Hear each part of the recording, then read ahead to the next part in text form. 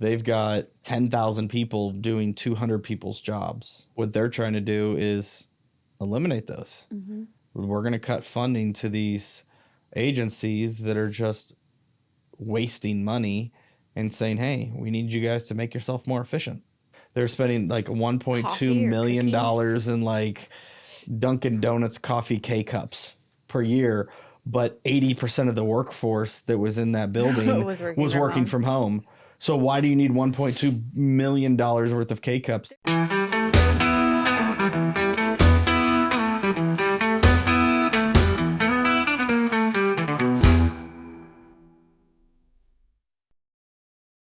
Welcome back to part 2 of the big, beautiful bill here on Distilled Assets, where myself, Jaimin and Rebekah, owner of Assurance Wealth Management, TriSync Partners, and Assurance Insurance Services, and my lovely wife, Rebekah, over here, who we had a nice conversation started last time, and I apologize for the abrupt ending on the last episode, but our camera died on us. So it died. We had to obviously film another day once we got the camera up and running again. As always, this is all for educational purposes only. We are not attorneys. We do not work for any government agencies. I am a financial advisor, but I'm not yours right now on this video or podcast. This is all for educational purposes, so don't take any of this and run with it. We are trying to explain this bill as best we can, as much as we can. Nonpartisan. I don't care. Please let me clarify that. I'm going to give you behind the scenes. Like, I was not excited to do this topic only because I know that it's currently a hot topic. And I'm trying my very best to be nonpartisan. We're trying to not be political and just give you the facts. So please don't come off for us. But we are human. Our own opinions are going to creep in there, and they're pretty obvious when they do. Mine are right. Yes, so that I have somewhere to sleep tonight. Mm-hmm. Yes. But we left off last time talking about the 8th segment of 12, which is the judiciary segment, talking about immigration and fees and all that kind of stuff that goes into the immigration laws. Diving into part 9, which is going to be natural resources. All our fun oil, gas. Texas. What'd you say? I said Texas. Yeah. I only say that because I used to live in Midland, Texas, and that is that world. Yes. Well, that's most of Texas is oil and gas. So a lot of big oil and gas companies. If you live in Texas, you are bound to have one family member who works in the oil industry in some form or fashion. Yeah, it's accurate. Yeah. That's accurate. So this is a big part for Texas and oil and gas in general. But it also has to do with public lands and water, some different things that are going on around there. Oh, natural resources. What exactly is this bill talking about towards that? This one's not going to make Earth conservationists very happy. What? Yeah. No. Cutting funding to natural parks and ocean programs and expanding basically the amount of natural gas, oil and gas pumping that we'll be doing. Yeah. That's kind of the 10,000 foot view of what this segment is they are going to try to increase funding and increase spending and increase land and resources for oil and gas and decrease it for natural parks and ocean programs. I mean, who needs the world? Who needs to take care of that stuff? Yes. Nonpartisan. So Nonpartisan, right? She failed that in the first 30 seconds. Forget the oceans. We don't need it.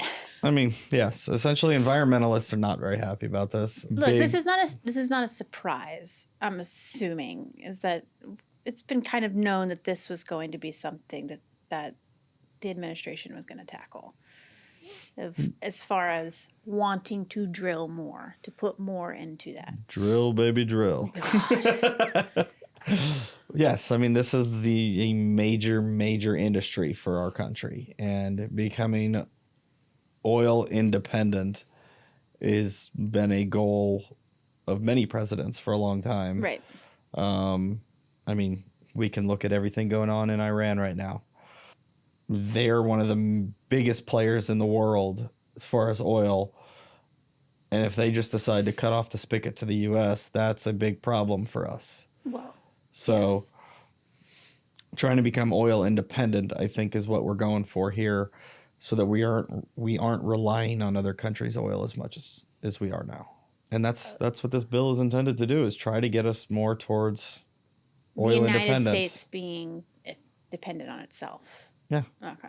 Being more self-sufficient, I guess I could say. Yeah. And, without increasing our budget in total and deficit in total, he decided to take money from other departments to put into oil and gas, which just happens to be The fishies, the fishes and the squirrels among other things, but we'll Yeah. just stick to the fishies. and the spotted owl. Did you say squirrels? Yeah.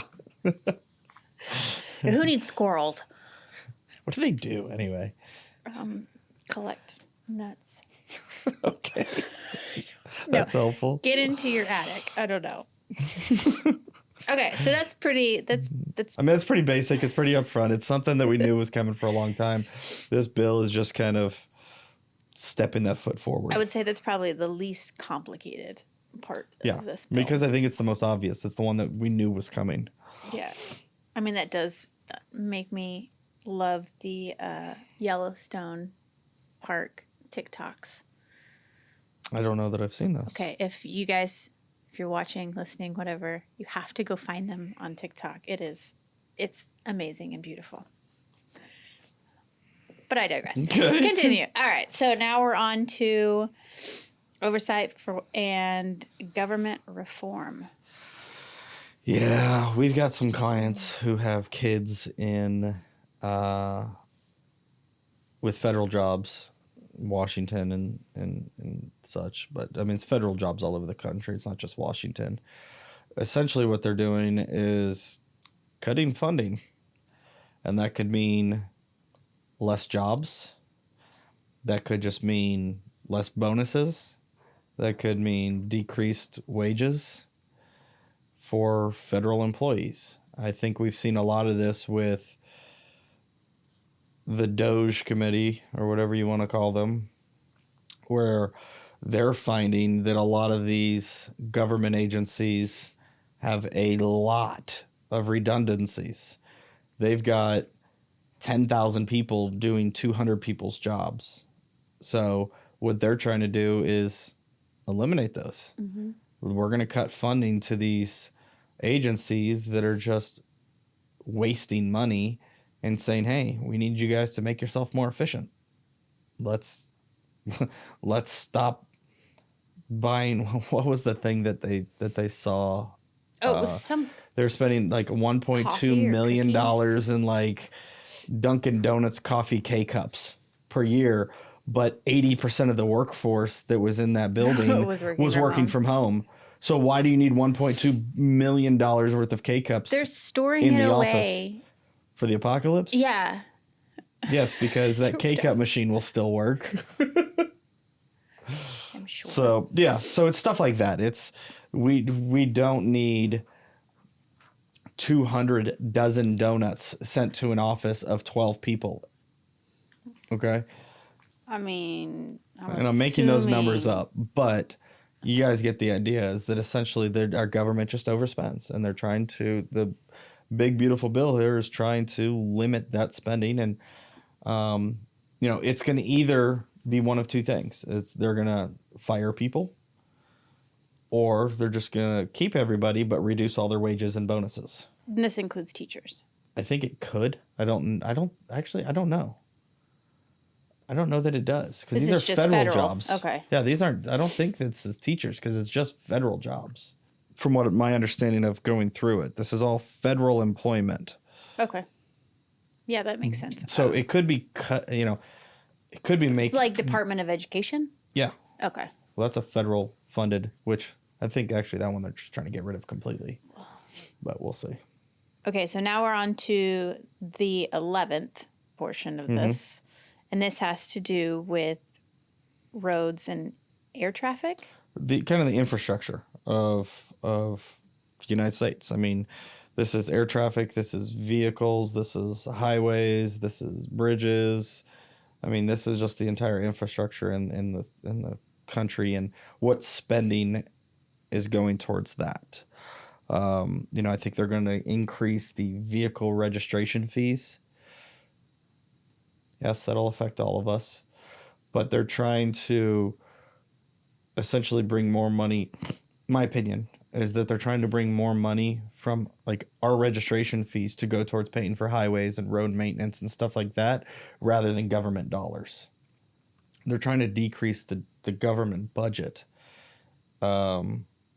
overall.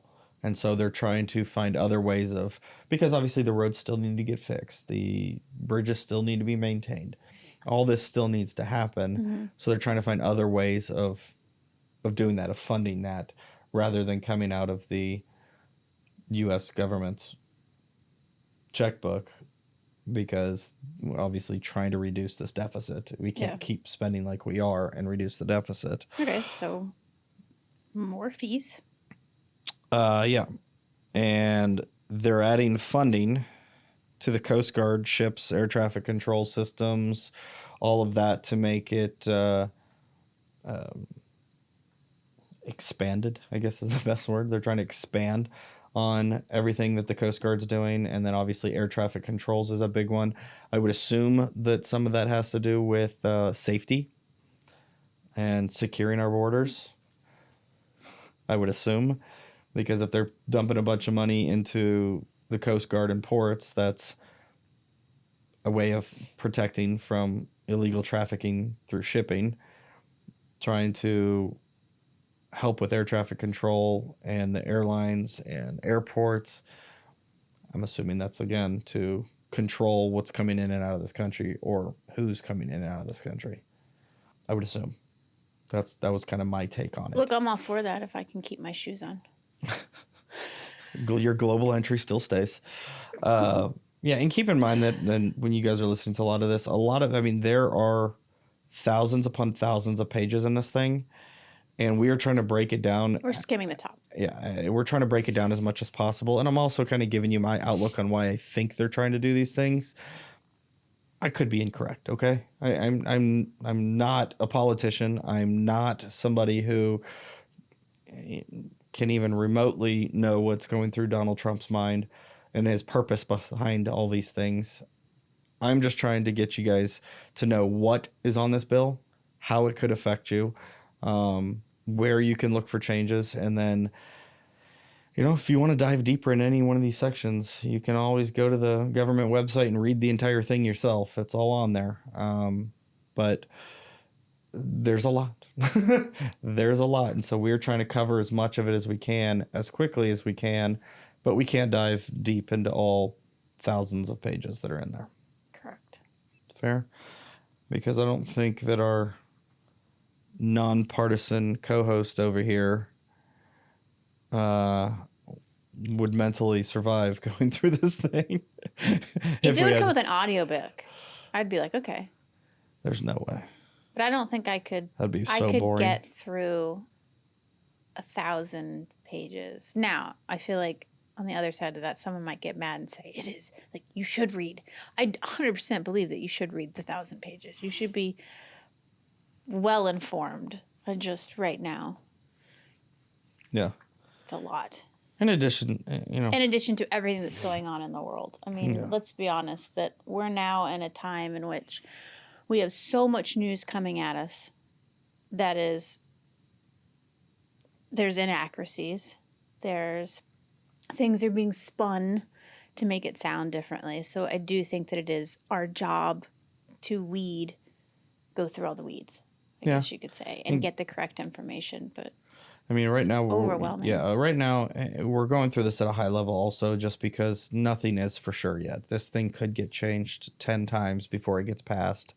And once it does, then we may go back through it again and give you the final answer on what everything was and what changed. But it's just such a hot topic right now that we wanted to at least give you an overview so you could be partially informed and also know, hey, they talked about transportation in Section 11. I want to know more about that. So you can go in and start reading all about transportation that you want, because now you know that it's at least in there.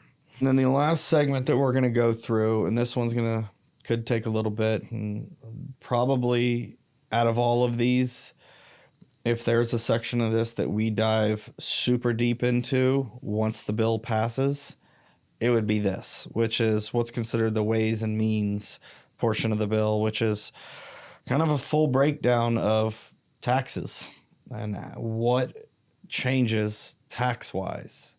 Because there are a lot of tax changes that are being offered in this bill. Again, we're going to kind of go through the highlights of it here today and not dive too deep into the weeds, simply because we don't know how much of this is actually getting passed. So what we are going through today, keep in mind, don't go run with it. Go talk to your CPA. Ask how it's going to affect you and your personal situation. Talk to your financial advisor. Figure out how it's going to affect your personal situation. And then once the bill finally becomes law, I can't help say that and not think of that little cartoon. The bill on Capitol Hill that we used to watch as kids. Oh, from Schoolhouse Rock. Yeah. I don't know why that just popped into my my head now. I just see the little Bill that's dancing on the steps of Capitol Hill. Yeah. Once that bill becomes a law, look, it did work, okay? School did teach me something. Then we can dive a little bit deeper into the weeds of this and how it's going to affect people. But there's a lot to go through here, so let's get started. All right, so let's unpack. It's the green energy tax credit repeal. Why did they call it green credit? Because green energy tax credit. Green energy.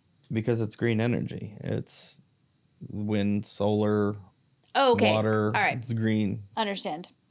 And essentially, because like if you put solar panels on your roof of your home, they gave you a tax credit for that. That, big chunk of that payment that you spent on the solar panels now reduces your taxes. They're getting rid of that. You used to get tax credits for EVs. They're getting rid of that. So a lot of these tax credits you used to get for going eco-friendly, they're repealing it or changing it or reducing it. And that's again another incentive to just kind of gear people back towards oil and gas? I would assume so. I mean, that's and I think that it's one of these. I mean, this is a big part of the thing that Trump and Elon are battling about right now. Is Trump basically, his BFF owns Tesla, an EV company, and now Trump's doing something that's going to negatively affect his EV company. So he got a little upset about it. They have, they've got their little tiff going, but yeah, that's essentially what it is they're trying to get rid of all these tax incentives for buying these vehicles. Now, is it to push people towards oil and gas vehicles? I don't know. Or is it more of like, hey, why don't I get a tax incentive for owning an oil and gas vehicle? Like, why do you get one for having solar panels, but I don't get one for using electricity? Like, I don't. Like, yeah, I think we know. We know why that they did the tax credits for the solar panels with the intent of, the message was get off of oil and gas and save the world. Well, sure. You got to think of the little the Midwestern family that wants to kind of go off grid. They want to get their solar panels. They want to get a backup battery. They want to, disconnect, if you will. Well, they were most likely, a lot of them are planning on getting these thousands and thousands of dollars in tax credits that'll pay for the installation of all of this. Now that they're not getting them, they're not going to be able to go get off the grid. Got it. Or if they do, it's going to be a lot higher cost to them to do so. Okay. So now I'm understanding a little bit more of the full picture, I guess. So that really does show the impact, and this is not just green tech, correctly? This is more of like a Well, this part of it is, but it's going to have kind of a domino effect because you got to think if there's less incentives, then there's less people buying it. If there's less people buying it, then there's less manufacturing, which means less jobs in that area, which means if there's less manufacturing, there's going to be less R&D. And if there's less R&D, that means there's going to be less innovation in making that product better. So I think it's got a trickle-down effect of, hey, we're not going to get these tax credits. How is that going to affect this industry in the long run? mm-hmm. You know, solar panels are like the size of this room right now, and you have to cover your entire roof with one of them. How do we know that if they did dump more money into those things, that they couldn't make a solar panel the size of a iPhone and put that on your roof and it powers your house? You know, we don't know if the technology would have ever got there if we don't let these companies grow and innovate. So I think that's the negative side of this whole thing is you're taking money away from what could possibly be the next tech that could clean up the world if you want, if that's your goal, or it could just be more efficient. Even, you know, and I don't say this negatively about cleaning up the world, but forget cleaning up the world. Like, what if you really did have a solar panel that could power your entire house and it's the size of an iPhone? That's just more efficient. Well, I think that also that doesn't put so much wear and tear on the city and county grids, power grids. Well, I'm wondering if that also has the incentive that allows people to not. I mean, think about it. We went from it was required for you to do a 9 to 5 job inside of a building every single day, Monday through Friday. If you work on the weekends, you go into your office. COVID happened. That altered everyone's mindset of, wait, now we have to figure out how to keep these companies going. Well, it can work if our work base goes and works at home. We can continue running. So I'm wondering if this green tech was another form of you don't have to live. You no longer have to go to work all the time. Now you're not constrained to live in a neighborhood. You can now go live in Montana, 500 miles from the nearest place, and you have energy. You have the ability to power your entire house. Mm-hmm.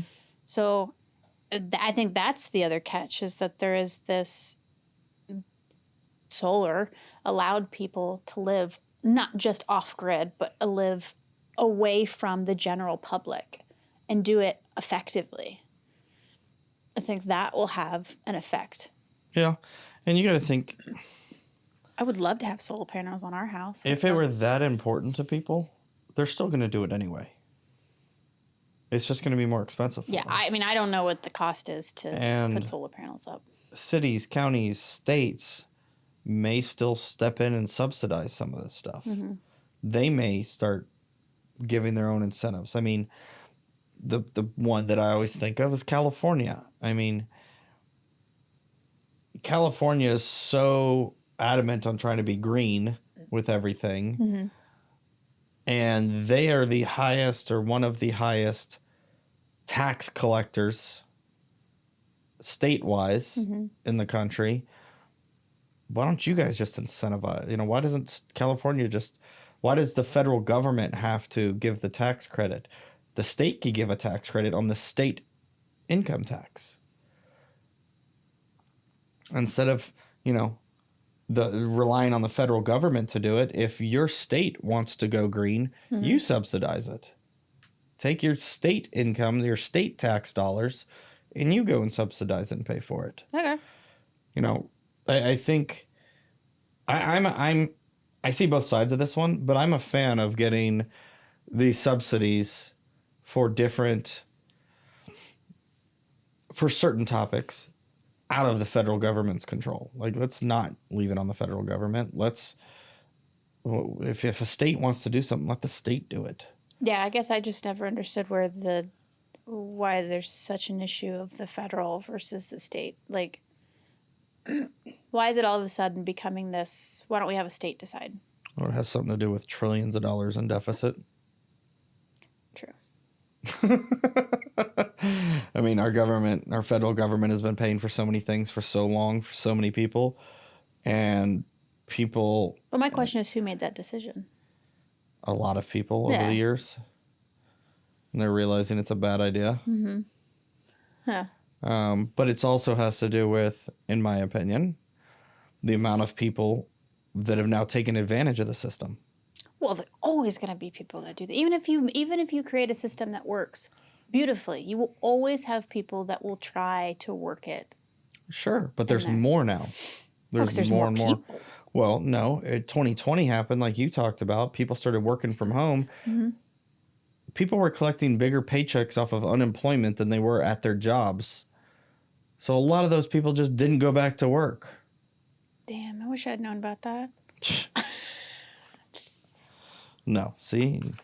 Stop being part of the problem. Be part of the solution, Rebekah. Okay, we got off topic. We did go a little off there. Okay, so what you're saying is that some states will double down on the green. They could. Okay, and then others might not. It just, again, it's going to come down to the federal is saying, we don't want to have to deal with this. The states can decide. I think the federal's just saying we're not going to incentivize it. Okay, that's a better way of saying it, Yes. not deal with it. Now we get into the one that I think is pretty important. And so we're going to continue to dig, but a little bit more into the family and individual tax cuts. Mm-hmm. All right. And there's a lot of them. There's a lot of changes that are happening here or could happen here. And these will directly affect pretty much anybody listening. I mean, as long as you're paying your taxes. I pay my taxes. I'm not talking to you. Looking at me. And you don't. I pay your taxes because I do our taxes every year. I sign it. Yeah, there's a lot here. So I wrote down a specific example. Let's say that you're a single parent. 2 kids. You're making about $50,000 a year. There's going to be higher standard deductions, so you're keeping more of your paycheck. Okay, they're talking about upping the standard deductions. You might keep $1,200 more in your pocket, let's just say, from the standard deductions. And then with the expanded child tax credit, so I was about to say that really weird. I was about to say each child's worth more. No, children are still worth the same. We're not there yet. Yeah, we're not buying and selling them. Boys and girls are the same. Yeah, but you're getting more of tax credit for each child. And so you could see another $5,000 in tax credits depending on your situation there. So you think of somebody making $50,000 a year and they got an extra $6,200 in expenses. I mean, and less taxes. So they've got $6,200 more that they could spend per year. I mean, that's a huge difference. Yeah. It's a huge difference. That's camp. That's sure. So the child tax credits, the increased standard deductions, that's just so much money, and then that's just 2 of the things that they're talking about increasing. So, when Rebekah talks about camp, yes, I mean that's, if your kids go to summer camp, that could definitely pay for that. If you have to pay to repair a vehicle, or air conditioner unit goes out. If you live in Houston, we're hearing about that nonstop from our friends. Lord. So that's an AC unit that now you don't have to come out of pocket. Well, you still have to come out of pocket for, but it's paid for by all these new tax incentives. Mm-hmm. But it's more than just money too. I think with a lot of people stress about taxes constantly. Yes. I mean, it is a big stress in everybody's life. So having less taxes, more incentives, or not incentives, more deductions, could be a peace of mind for people. It could just be a little bit of a relief that I'm not working to give 1/3 of everything I do to taxes, that I'm actually getting to keep more, and I actually get to spend my money on what I want, and I don't have to be so stressed about that new AC unit because I got $6,200 these deductions. Yeah, so there's going to be rules. I mean, just like any other thing, there's going to be rules. There's going to be certain check boxes you're going to have to check off. You know, and we don't know. Those are very unclear right now, I think. Well, they were unclear to me as far as what exactly the rules around each one of these are. Mm-hmm. You know, I think we may actually do once this gets completed, once this bill becomes a law, we may actually get a CPA on here to go through with us all of these tax implications. Yeah, that are she would be getting able passed. to dig a little bit deeper. She'll be a lot more knowledgeable on the tax side of things. Yeah. And that'll be very helpful, I think, for everybody. But there's going to be a lot of different changes as far as the child tax credits, the standard deductions, the other types of deductions and credits that you can get, but there's going to be rules around each one of them. You know, and some of them, you know, some of these deductions for retirees and older people are going to be around health related reductions in taxes. All right, so let's keep that going. Health related tax tweak sounds like another puzzle piece that people normally don't hear about. It's not something that, I mean, will it affect everyone? It could. I mean, this is something of how well people plan for emergencies and healthcare emergencies. I don't think very many people plan very well for these things. You know, you might have an HSA account or something like that. Is that a typical thing for people? Not as common as it should be because it's a great thing to have. Okay. But that requires you to have the ability to put money aside. I see less and less people that have them, but which I think is a big mistake because for tax purposes, I think it's a huge, huge, huge benefit. Can you tell me on the top of your head how much you can? I don't know off the top of my head. But you have to have again, you know, kind of the rules. You have to have a specific type of insurance to be able to get a HSA. You know, and when you put money into it, it can be invested, and so that money then grows tax free, and then you can pull out tax free from it. So it's like a triple tax free type of investment that not enough people are using. But let's get a sidebar there. Kind of got off topic again, but no, because I didn't know that. I didn't know that you had to have a specific insurance. You have to have a high deductible plan. Interesting. Didn't know that. I mean, I've only ever had an HSA once, and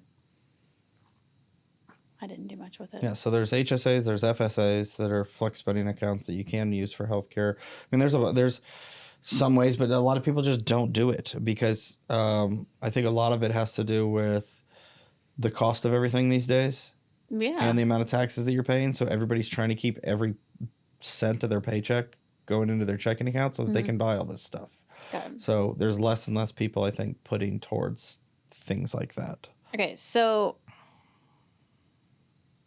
give me an example of like this being in a day-to-day thing. Okay.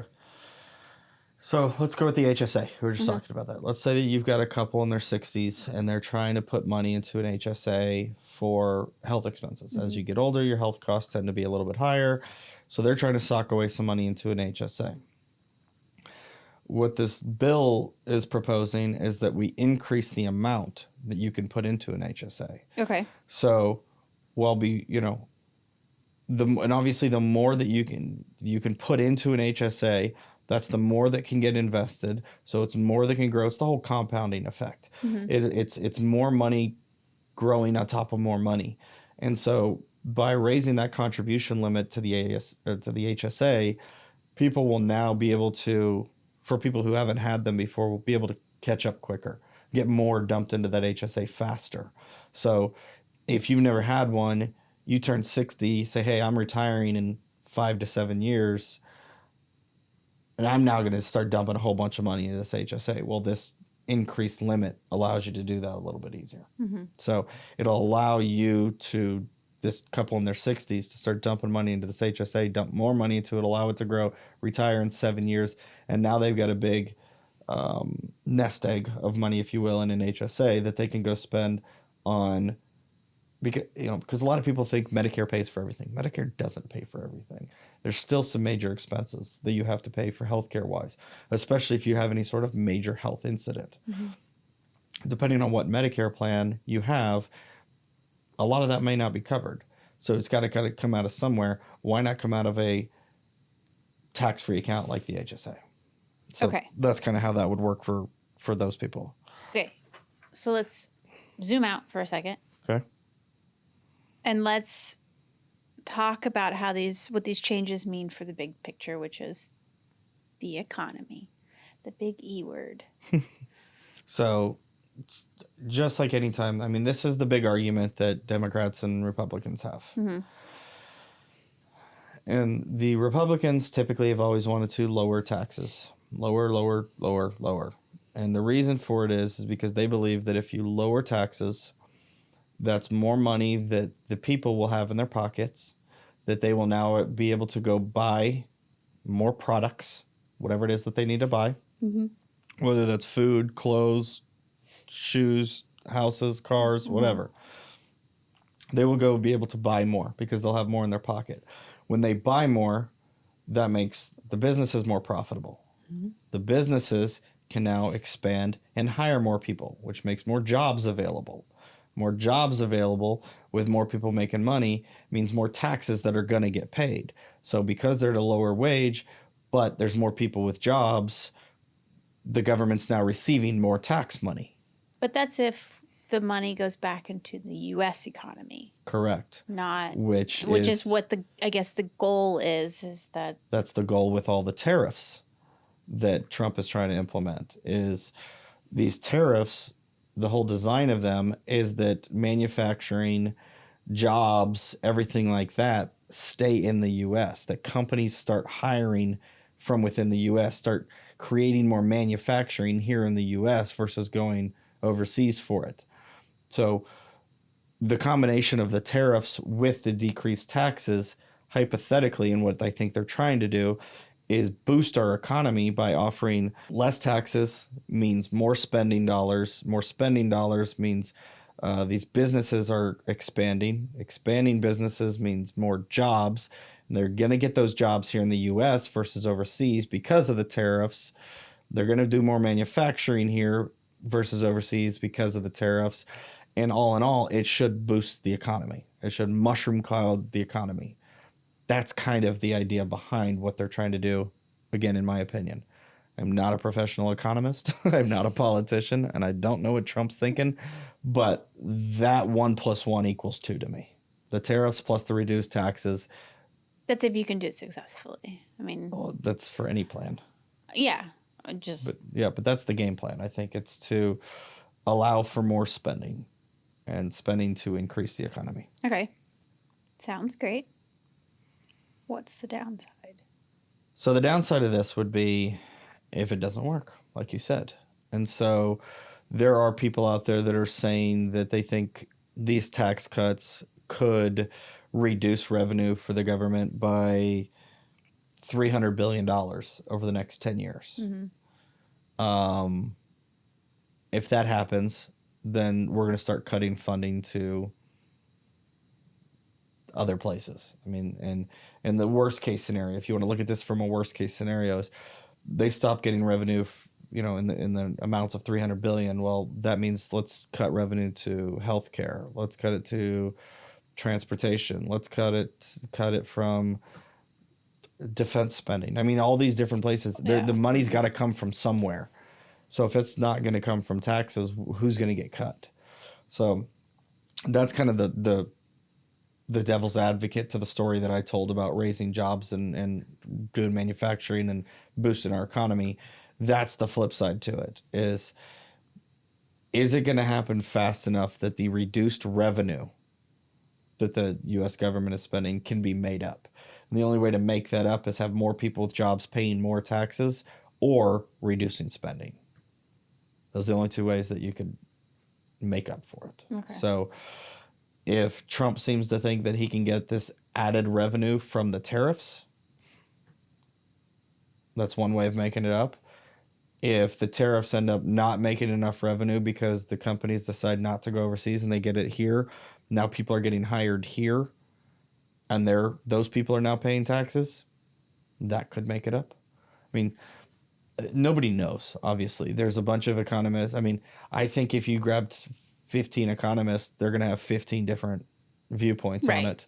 So You always find someone that gives a different answer. nobody's going to know for sure until we start going towards it. But I mean, that's why these guys get the big bucks, right? Is they're supposed to come up with these game plans and look at all the contingencies and set it up and move forward with it in an effort to make this country a little bit better. Okay. And then on that topic, so with less money coming in, the IRS has what? Less resources? Yeah. So I think we've already seen this. The IRS has been starting to get cut a little bit as far as jobs, which means less enforcement. And that means less audits. That means, you could see that as good or bad, depending on who you are. I kind of see that as bad because if there's more room for errors and people aren't catching them because there is this Errors in what way? not doing their taxes correctly, And what's the outcome from that? that the person gets more money than they should getting back, or they have to pay higher tax. They have to have less of a refund, even though they made a simple mistake that could have easily been caught. The IRS doesn't catch those. That's not what the IRS does. They can reject your claim. Sure. But what they're talking about here as far as enforcement, they're talking about audits, like going out and saying, there were red flags on your business. Mm-hmm. We're going to come through and do a full audit. Right. And we come to find out that you owe $50,000 more in taxes. Okay. From a consumer standpoint, that sucks. Yeah. I didn't intentionally screw the government, but now I have to pay $50,000 more in taxes. That sucks for me as a business. Mm-hmm. From an economy standpoint, that could have been $50,000 more of revenue going towards these different programs. Mm-hmm. So like I said, I could see both sides of it. It's just, who is it that's going to get reduced audited? That's my question. That's going to make the big difference, because if you're reducing audits on families making $100,000 a year, Yeah. fine. The government can go without their extra $3,000 in taxes. I mean, are they really going to go after the big fish? That's who they should go after. I mean, if you got a multi-billion-dollar company that's filing taxes incorrectly, causing hundreds of millions of dollars in taxes not to be paid, yes, that's who needs to get audited, because that's where the main revenue, that's the whole point of this thing, is trying to get the revenue. So, in my opinion, I don't know if this is good or bad. It's going to come down to who's getting less audits. Because if we look at this from a historical point of view, again, completely my opinion, the government, I think everybody kind of sees them as being rigged, right? And fraudulent in their own right. So does this mean that all of their big money supporters that got them elected are now not going to get audited? Yeah. That was my first thought. I was like, Yeah, sure. is he going to go after Tesla? It could definitely happen. I mean, I don't know.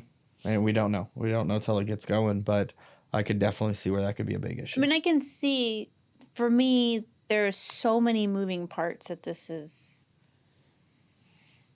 it's everything that we know, like our foundation is being torn apart. That's kind of how I feel sometimes, is that this is like, and it could be, and I know that it has a lot to do with how it's being displayed in social media and on the media, but this is a huge change. Here's what I'd equate this to. For those of you that don't know, it doesn't matter how much money we ever make. This woman will only ever want to drive a Toyota Corolla for whatever reason. Okay, money doesn't matter. This woman only wants a Toyota Corolla. So what I see this as your old Corolla. Your old Corolla was something you were used to, you loved, You had it forever. You were familiar with all of its bumps and bangs. You knew where every dent was on it. You knew where every scratch was, where every melted crayon was in the seat. Like, you knew everything about that car. That is the way that we're living right now. We kind of know everything about the way that we're moving. But that car kind of stopped getting you to work. Okay? You weren't able to get to work anymore in that car. Literally. So went out and got you a new Corolla. Yes, it's new. Yes, it's got all these different features and bells and whistles. Yes, it's got some changes that you don't like. It's got some things that it does that you wish the old car, you want your old car back. That's what I think this new bill is. It's the same thing. We've still got a tax code. We've still got all these budgets. We've still got all these revenue sources we have to worry about. It's just a different model. It's this year's version. And so it's not, I don't think we're having to relearn, revamp anything. We're just getting a different version. It's just the newer version of what we already had. So we're going to have to relearn a couple of things. The people that are going to have to relearn the most are obviously CPAs, because they're going to have to know. Their job isn't hard enough. Yeah, they're going to have to know this thing inside and out. And I had this conversation with a CPA the other day, actually, was imagine the IRS keeps getting cut, right? The IRS keeps getting cut. The IRS keeps getting cut. All of a sudden, Trump gets what he finally wanted. We have no federal income tax anymore. Completely. There goes the IRS. We don't need them anymore. Okay. Well, if we don't have federal income tax, we don't need CPAs either. Now, the likelihood of that happening is minute. But that's what I asked them. I said, hey, what are you going to do when there's no IRS and there's no federal income tax? I'm going to move to a state that has state tax. I'm going to stick with what I know. And so, it's just kind of funny. Obviously, it was a lot of tongue in cheek there, but it was kind of funny that, this is the kind of end game that he talked about, that Trump talked about. And if it actually happens, that is now you switching from your Corolla to you switching to a plane. Like, that's a whole new world. Yeah. It'd be interesting. There's a lot going on. I think, there's winners and losers in this whole thing, like there is with any major bill. Winners being, middle-class families in this one, because they're getting a lot of these tax deductions, especially the ones with kids, with the increased child tax credits. Just, you mean middle-class families with kids, or just people with kids? No, middle-class families, especially the ones with kids. Okay. I think small business owners are going to see a lot of positive impact from this. I think those retirees that have built some wealth and now need to catch up their HSA, I think that they're going to get a great impact from this. Investors, higher income investors, they should see some good, because I think that there's a lot of different areas of this tax code that are changing that we didn't talk about, but I think higher income earners will see some good changes. Obviously, people like environmentalists, green energy users, low income families who don't qualify for new credits. I think all those people are going to be future taxpayers. The losers. I hate to say losers, but winners and losers, they're not going to benefit from all this as much or at all. So I think that's how it's going to be with any new laws, any new tax changes, is there's always going to be, it's impossible to make everyone happy. It's just a matter of, for me, it's leveling the playing field. All right. So to kind of do a real life scenario snapshot. Yeah. All right. So let's say that you have a farmer, middle America farmer. Okay. and he needs to get new equipment. He can now get that equipment, write the entire thing off, have big tax incentives for it. Very happy. Now let's say that we have our California couple that we talked about earlier. You have people out in California. Don't laugh. That are, sorry, Callie. You have your people out in California that are wanting to go green. They want to get solar panels. They want to get the Tesla backup battery generator thing in their house. They want to get off the California brownout grid. They're not getting all their incentives anymore. Okay. That's all gone. So they're now maybe not going to do this installation because it's not going to be as cheap as they thought it once was. So, your two kind of winner losers there is Nebraska farmer. This bill's for you. Go green Californian. Sorry, not for you. This time around ain't for you. If you're not sure what you want to do with your life, go to Nebraska, become a farmer. Yeah, something like that. I mean, the other big winners, all these people in Houston, all these people in Texas, pretty much everybody here is going to benefit from this thing because we have so many oil and gas companies here that should all this go into effect and start working like they think it will, those oil and gas companies are going to need to start hiring again. I mean, we had a multi-million-dollar have building. More people here? Possibly. Or just more people can actually keep their jobs. So the oil and gas world could change here in Houston. There's companies here, natural gas company, one that I'm thinking of in particular, that had a multi-million-dollar facility that they built, expecting to have thousands of employees in there. I was like, and only about a third of the building has employees in it. It's a beautiful building. It's a gorgeous building, but it's empty. What? When did Exxon move into Houston? That was a few years ago. I don't remember. Years ago, and I remember that shifting the Woodlands area of being like, there's a lot of people here now. Yeah. So they moved their entire headquarters here. So yeah, a few companies have done that. I mean, Schulenburg's always been here. Schlumberger? Schlumberger. Who's called Schulenburg has always been in Texas. So that's a city. Schlumberger. Then you have... we've got companies like Occidental, who's hiring a bunch of people right now. They're growing, so this can only help them. They're a big oil and gas company here in Houston. Shell, they're hiring. Exxon is doing really well. All these companies are doing well right now. I think this bill's just going to catapult that if it gets. Was the oil industry ever in any sort of danger? It goes through cycles. I know that there was a period in which they were like, no fracking. Well, it goes through cycles, and when I'm remembering back when we were at $105 a barrel or whatever it was, and oil and gas was. Those companies were throwing money, like they couldn't burn it fast enough. They were making so much money. Yeah. But then it dropped all the way down to $40 a barrel or whatever it was, $35 a barrel. Some suffering, a lot of lost jobs, a lot of lost contracts. Like it was suffering. I think the oil and gas world thrives in the middle somewhere. I don't know what the exact number is. I just don't see that industry ever going. It goes ebbs and flows.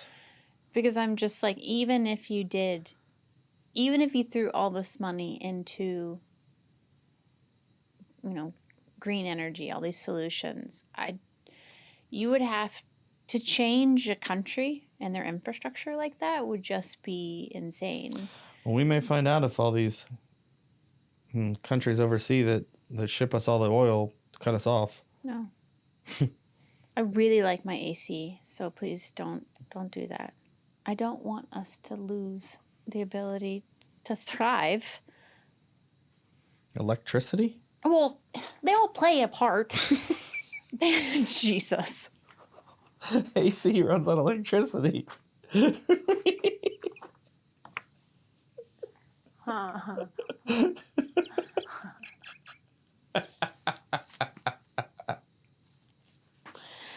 I'm gonna chalk that can up you to Friday afternoon, a couple of drinks in you.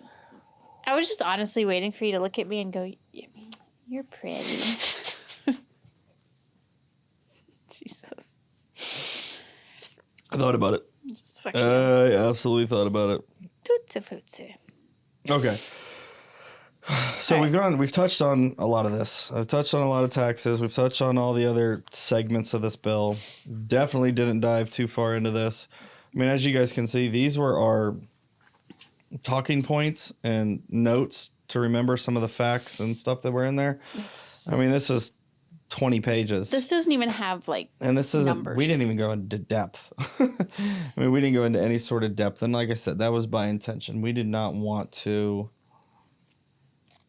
go into depth on something that may never come to fruition. But I did want to dive just enough into it that you guys at least are aware of what's coming down the road, possibly. And you can go do your homework on the parts that are important to you. I think the part that we will dive into depth on is the taxes. Yeah. Once this thing gets passed and it's good to go, we'll probably get a CPA friend of ours in here. She's amazing. Get her a bottle of wine and get her talking taxes with you guys. But no, this I think this was a good overview, a good quick synopsis of what's in there as part 2 of the big beautiful bill. The BBB. BBB. But I think that's it. I don't know really that there's a whole lot else for us to dig into right now until we have some more definitive answers on what's going to get actually passed. So. And stay tuned. Yes. So thanks again for anybody who's made it this far and is watching. As always, we appreciate the support. Likes, follows, comments, shares, subscribe down below. Watch this video. Just kidding. There's probably nothing there. Don't you ever see people doing the videos? They're like, watch, there's a video right here. Go and watch this. If you want to see part 1. Okay, you should just point up and down and I'll point left and right. If you want to see part 1. Just somewhere. Yeah. I don't know. We're not professionals at this. We're not content creators. We're just doing this to try to get some education out there and have a little fun. Staying in our lane. Yeah. While having a few drinks. But again, thank you guys for watching. Please like, subscribe, share, comment. Let us know if there's anything that you guys want us talking about. And we will see you in a couple weeks. Yep. Thanks. Thank you. Bye.